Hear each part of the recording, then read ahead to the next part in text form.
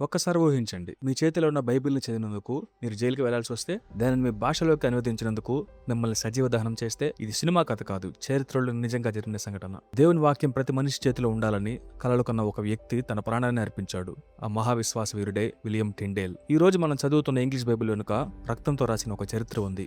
1494 ప్రాంతంలో ఇంగ్లాండ్లో ఒక బాలుడు జన్మించాడు. అతని పేరు విలియం టిండేల్. చిన్నప్పటి నుంచి అతనికి చదువు అంటే అమితమైన ఆసక్తి. ఆక్స్ఫర్డ్ తర్వాత కేంబ్రిడ్జ్ విశ్వవిద్యాలయంలో చదివాడు. హీబ్రూ, గ్రీకు, లాటిన్ ఇంకా అనేక భాషలను నేర్చుకున్నాడు. ఒకరోజు అతను మూల భాషల్లో బైబిల్ చదవడం ప్రారంభించాడు. అక్కడే అతని జీవితాన్ని మార్చిన ప్రశ్న పుట్టింది: దేవుని వాక్యం ఎందుకు ప్రజలకు అందుబాటులో లేదు? ఆ రోజుల్లో బైబిల్ కేవలం లాటిన్ భాషలో మాత్రమే ఉండేది. సాధారణ రైతు, కూలీ, మహిళ, పిల్లలు ఎవరు బైబిల్ చదవలేకపోయేవారు. చర్చిలో యాజకుడు చెప్పిందే దేవుని వాక్యంగా ప్రజలు నమ్మాల్సి వచ్చేది. అప్పుడు టిండేల్ ఒక ధైర్యమైన మాట చెప్పాడు: దేవుడు నాకు జీవితం ఇస్తే పొలంలో నాగలి దున్న బాలుడికి కూడా బైబిల్ అర్థమయ్యేలా చేస్తాను. ఆ మాట ఆ కాలంలోని మతాధికారులకు సవాలుగా మారింది. ఇంగ్లాండ్లో బైబిల్ను ఇంగ్లీష్లోకి అనువదించడం నేరం, శిక్ష, మరణం.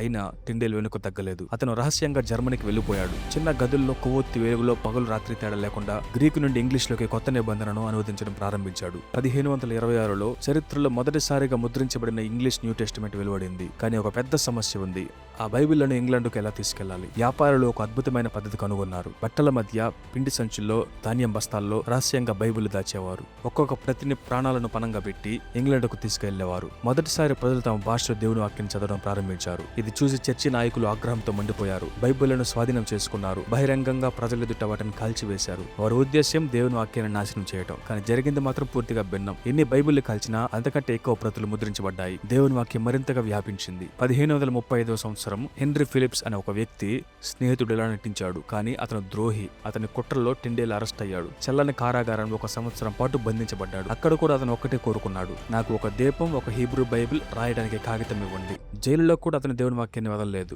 1536 అక్టోబర్ 6 టిండేల్ను ప్రజల ముందుకు తీసుకొచ్చారు. అతని స్తంభానికి కట్టేశారు. మొదట గొంతు నిలిమి, తర్వాత శరీరాన్ని కాల్చివేశారు. చనిపోయే ముందు అతను ఒక ప్రార్థన చేశాడు: ప్రభువా, ఇంగ్లాండ్ రాజు కలను తెరువుము.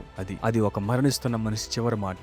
కానీ దేవుడు ఆ ప్రార్థనను విన్నాడు. కొన్ని సంవత్సరాల తరువాత ఇంగ్లాండ్ రాజు ఇంగ్లీష్ బైబిల్ ప్రచురణకు అనుమతి ఇచ్చాడు. 1611లో ప్రపంచ ప్రసిద్ధి చెందిన కింగ్ జేమ్స్ బైబిల్ ప్రచురించబడింది. ఆశ్చర్యమైన విషయం ఏమిటంటే దాని కొత్త నిబంధనలలో చాలా భాగం విలియం టిండేల్ అనువాదాన్ని ఆధారంగా చేసుకుంది. వారు అతన్ని చంపగలిగారు, కానీ అతని పనిని చంపలేకపోయారు. ఈ రోజు మన ఇళ్లలో, మన స్మార్ట్ ఫోన్లలో, మన చేతిలో ఇన్ని బైబిల్లో ఉన్నాయో లెక్కలేదు. కానీ వాటి కోసం ఎంతమంది తమ ప్రాణాలను అర్పించారో మనం ఆలోచిస్తున్నామా? ఒక మనిషి దేవుని వాక్యం అందరికీ చేరాలని కలలు కన్నాడు. ఆ కళ కోసం తన ప్రాణాన్ని ఇచ్చాడు. విలియం టిండేల్ మరణించాడు, కానీ దేవుని వాక్యం గెలిచింది. మత్తయి 24:35 ఆకాశమును భూమి గతించును గాని నా మాటలు ఎన్నటికీ గతింపవు. స్నేహితులారా, ఈ కథ మీ విశ్వాసాన్ని బలపరిచిందా? అయితే ఈ వీడియోని ఇతరులతో పంచుకోండి. ఇలాంటి మరిన్ని విశ్వాస వీరుల నిజ జీవిత కథలు చూడాలంటే ఛానల్ను సబ్స్క్రైబ్ చేసి నోటిఫికేషన్ బెల్ ఆన్ చేయండి. మళ్ళీ మరో అద్భుతమైన విశ్వాస వీరుడి కథతో కలుద్దాం. దేవుడు మిమ్మల్ని దీవించును గాక. ఆమేన్.